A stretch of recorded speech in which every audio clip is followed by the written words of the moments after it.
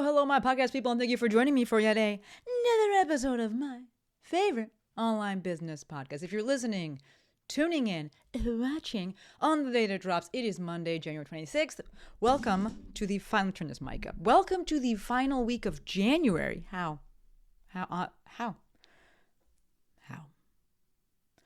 Let's move forward because I am still like, how? So today's episode is honestly for folks who are, in my opinion, it's for folks who are newer to the online space, which maybe isn't you. But in my opinion, needs to be said, and I want this resource to exist within my content.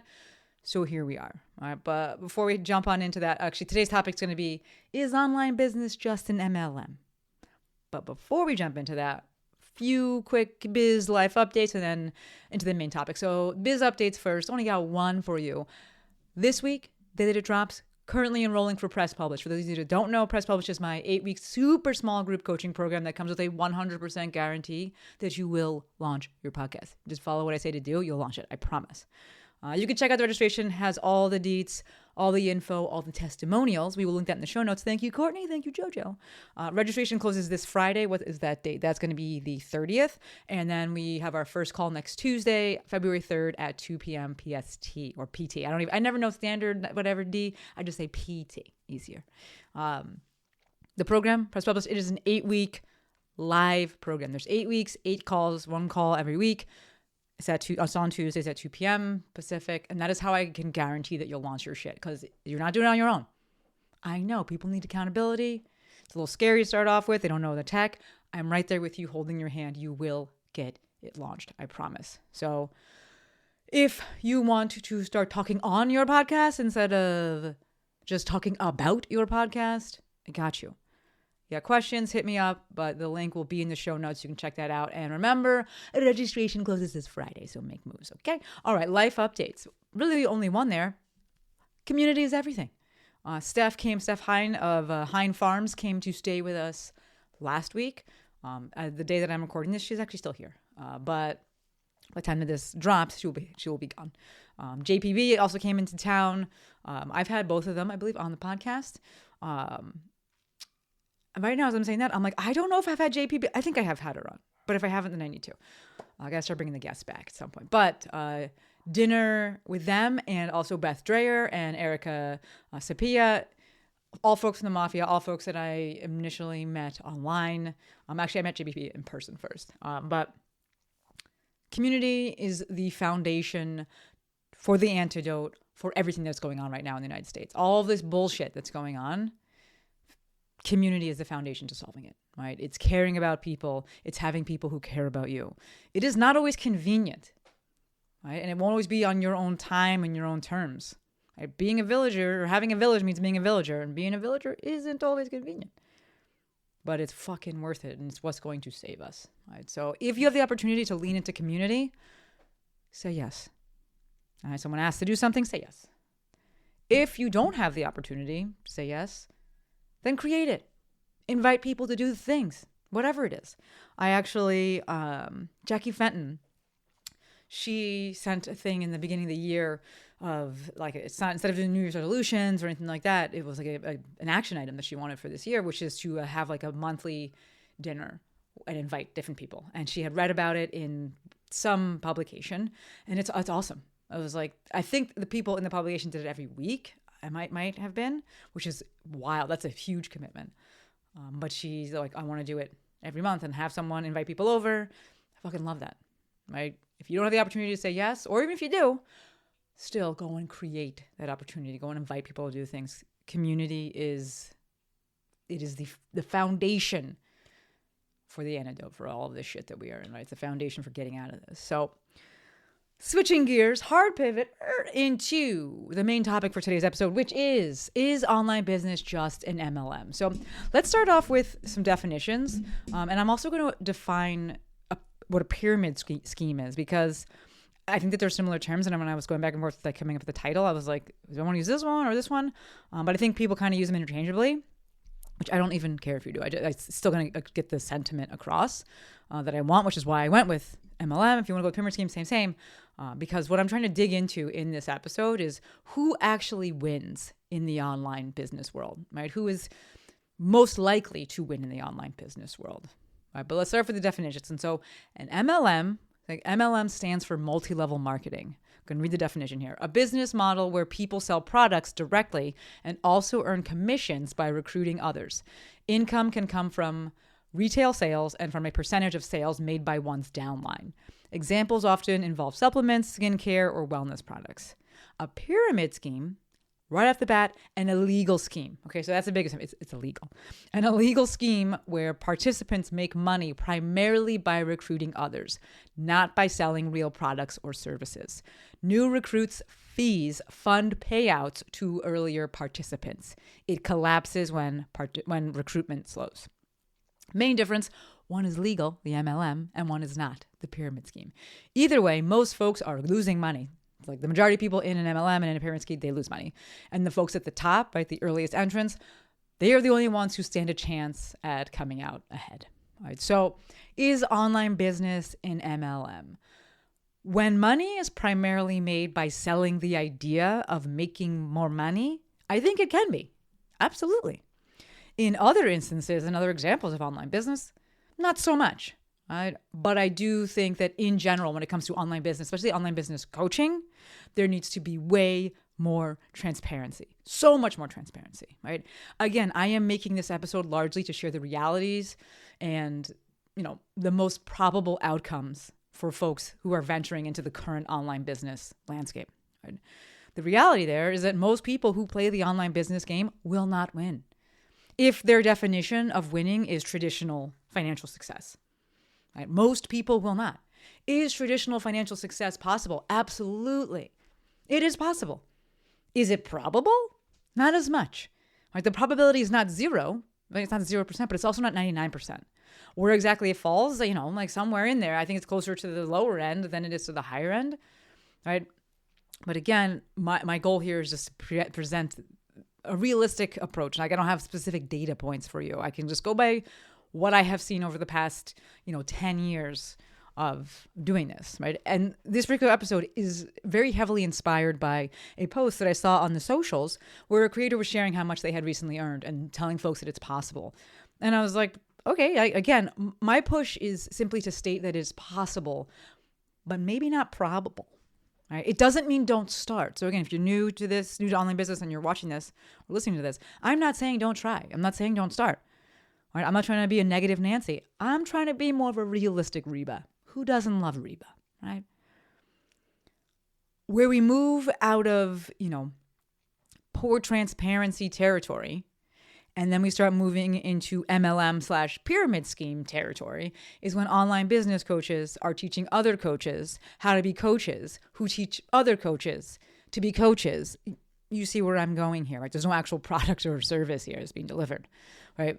Each level, especially at the top level, is so removed from an actual end user that is actually receiving a service, a good, a product, an actual thing, right? The whole entire pyramid flow, multiple levels, it's rooted in teaching the next user how to make money by teaching someone else how to make money. Right? So who's actually making money? Probably only the original teacher. To that end, or that in mind, and something that I've always highlighted, is that B2B sales will always be easier than B2C, right? Business to business will always be easier than business to consumer. I'm not saying that it's bad. This is what I do, right? I do business to business. It is the easiest way to make money is to help other people make money. Right? Again, this is what I do. Making money is not my main focus, right? It is not my main marketing approach at all. Y'all know this. But at the end of the day, I'm still helping people with their business in some way, shape, or form. Even if I'm helping them with their confidence, so that they can go and message and market things, it's still ultimately helping with their business, right? I'm not doing my background, like physical therapy. I'm not like helping people with like knee pain. It's different. Y'all know, all you listening to this, if you're in the movement space, anything like that, you know how hard it is to sell something like physical therapy, right? So to reiterate there, B2B, business to business, in general, they are in some way, shape, or form helping their customer make money. They don't have to be teaching online business either, or they don't have to be teaching business to that person. They could just be selling, in my opinion, to another business or another business owner, because typically the reason that person is buying that thing is to help them in some way, shape, or form to make more money. If they're not helping them to make more money, it's still an easier sell going to a business owner just because like they understand the value of things and more willing to invest. It may be easier for them to invest in this thing because they can write it off in some way, shape, or form. Because if it is related to the business, and then even like tangentially, they can be like, well, it would help the business even if not directly, right? Whereas B2C, business to consumer, or direct to consumer, right? There's no direct, immediate, or overt connection to making money. It's a physical therapist, it's a personal trainer, it's a nutrition coach. It is harder to go direct to consumer. Absolutely. You can also just charge more when you're going business to business. Right? So we know the number one thing that impacts how much money you make is how much the actual thing that you're selling costs. It's easier to make more money if the thing costs more money. This is just simple math here. Right? So there's a dog next door, it's barking, and I just wish you wouldn't do that. Just So let's circle back to, and I'm so sorry if you hear it. I'm sorry. I'm not stopping this. We're gonna keep rolling here. But let's circle back to this realistic Reba. I am not saying do not try to make it in the online business space. I'm not saying do not start. Right? Clearly, I love being online, and this is a place where I really thrive. It's the place where I've built my whole business, and it's a place that I really understand and that I can navigate really well. And it's also, I did a post last week about using your platform to speak out right now against everything that's going on. And I can't not make that post because I have literally built my whole entire business around teaching people how to exist on this platform, right? How to exist fully as their whole selves. So I can't be like, but it's okay that you're not speaking up for anything that's terrible because you're a little bit scared that it might impact your bottom line. I can't. I have to say something about this. So I'm going to come back to that as well because it ties into what I want to see us build. Right. But with this, from this realistic Reba approach, I want people to try to make it in the online space if that's what they want to be, or if they think they want to be. Give it a try. I want to help people if it's where they know they want to be. I just want for folks to know that traditional financial success is more possible than it is probable. Right? The likelihood of it happening it's on the lower end. But the good thing is that there are a lot of levers that you as the individual can actually pull and manipulate and actually be in control of, right? And your individual efforts can absolutely improve the probability that you will succeed. Coming back to realistic Reba, the thing, however, that is most contributory when determining the likelihood of traditional success, or traditional financial success, I should say, is demand. You can work hard. You can be really fucking smart. You can be really good at what you do. You could have an it factor. But if there's no demand, aka no one wants this thing, this service, this product, this software, whatever this thing is, right, you likely won't make any money. Great example, the Segway. Do y'all remember that? Remember those things? What happened? They didn't make any money. No one wanted it, right? They didn't look at demand first. So I'm going to zoom out to round the episode out. While the inspo for this episode was that post that I spoke about earlier, the post of the creator that was like, this is how much I recently made. The real impetus for this episode is everything that is going on in the United States right now. At the heart of all of the fucking horrendousness that is going on, the heart of it is corporate capitalism, extractive capitalism, global capitalism. We just happen to have a real fun variety in the United States that is sustained by racism. But it is capitalism at its heart, at the core, that's causing all this. People want fucking money. They want endless amounts of money, endless amounts of profit. At what cost? Any cost. And how does capitalism work? The only way it works is by having a class of people that do all the labor and are really removed from the service, and you can exploit them. Again, in the United States, racism really fuels this and perpetuates this.